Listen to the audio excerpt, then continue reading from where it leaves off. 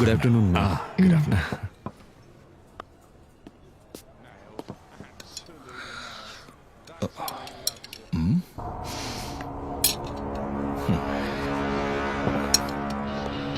சாப்பாடு பிடிச்சிருக்கா?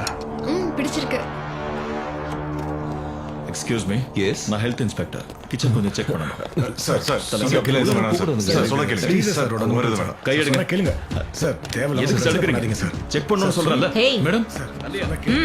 சொல்லுங்க மேடம். அங்க என்ன பிரச்சனை? அந்த ஆள் இது ஹெல்த் இன்ஸ்பெக்டரா? தேவையில்லாம வந்து பிரச்சனை பண்ணிட்டு நீ இருக்காரு. போய் அந்த ஆளை இங்க வர சொல்லு. சரிங்க மேடம். என்ன வேணும்னு சொல்லுங்க சார். எதுக்கு அவர் இங்க வர சொல்ற இப்போ? என்ன பிரச்சனைன்னு கேட்டு பாப்போம். Good afternoon ma'am. என்னய்யா?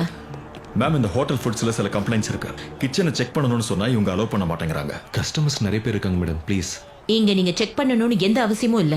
நாங்க இங்க தான் எப்பவுமே ரெகுலரா சாப்பிடுவோம். மேடம், நீங்க சாப்பிடுற ஃபுட் சுத்தமானதுதான்னு தெரியுமா உங்களுக்கு? உங்க முன்னாடி இருக்கிற சாப்பாட்டுல என்னெல்லாம் கலந்துருக்காங்கன்னாவது தெரியுமா? Shut up! நான் இந்த சிட்டியோட mayor. So what? Sorry ma'am. இந்த சிட்டில இருக்கிற எல்லா கடைகள்லயும் ஏதோ ஒரு அரசியல்வாதியோ உயர் அதிகாரிகளோ ரெகுலர் கஸ்டமரா இருப்பாங்க. அதை வச்சு நான் உங்களுக்கு குட் சர்டிபிகேட் கொடுத்துடணுமா? ஹேய், ஏன் முன்னாடியே உன் பவரை காட்டணும்னு நினைக்காத. No ma'am. இந்த மாதிரி எதிர்ப்பு தெரிவிச்சா மட்டும் போதாது. Can you spare 5 minutes for me? உண்மை என்னன்னு உங்களுக்கு தெரியணும். அதுக்காக தான் கேட்கிறேன்.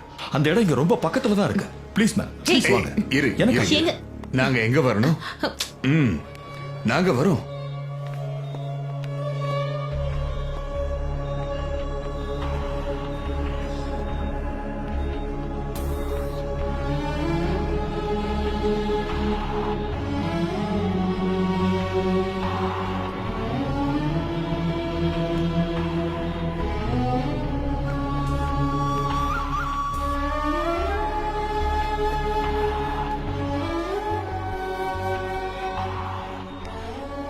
சி மேடம், இங்க இருக்கிற பெரும்பாலான குழந்தைங்களுக்கு அவங்க சாப்பிடுற உணவு முறையால தான் கேன்சரே வந்திருக்கு.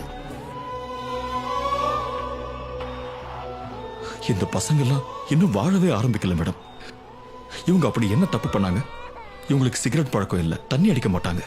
அப்புறம் எப்படி? ஒரு பச்சை குழந்தையோட நாக்குல தேக்கிற தேன்ல இருக்கு மேடம் கலப்படம். அது பத்தாதுன்னு ஜங்க் ஃபுட்ஸ், பேபி ஃபுட்ஸ், குடிக்கிற தண்ணியில இருந்து சுவாசிக்கிற காத்து வரைக்கும் எல்லாத்திலையும் கலப்படம். கலர் கலரான பேக்கெட் ஃபுட்ஸை இவங்க கேட்கும் போது நீங்களும் அதை வாங்கி கொடுத்துருப்பீங்க. அப்படி பணத்தை கொடுத்து வாங்குறது இந்த மாதிரி வியாதிகளுங்கிறத நம்ம புரிஞ்சுக்கணும். அதோட விளைவுதான் இதெல்லாம். என்னோட கடமையை செய்ய விடாம தடுக்கிறதுக்கு 100 காரணங்கள் இருக்கும், 1000 பேர் இருக்கலாம். ஆனா அதெல்லாம் கடந்து வர்றதுக்கு எனக்கு ஏதோ இங்க இருக்கிற பிஞ்சு மனசுகள்ல இருக்கிற வேதனைகள் மட்டுமே போதும் மேடம். பரிசோதிக்க வேண்டியதெல்லாம் பரிசோதிச்சு ஊட்ட வேண்டியதை நான் போட்டுவேன். எரிமலை வெடிக்குமோ இனி உந்தன் வழிகளில்? கருகுதே மழலைகள்.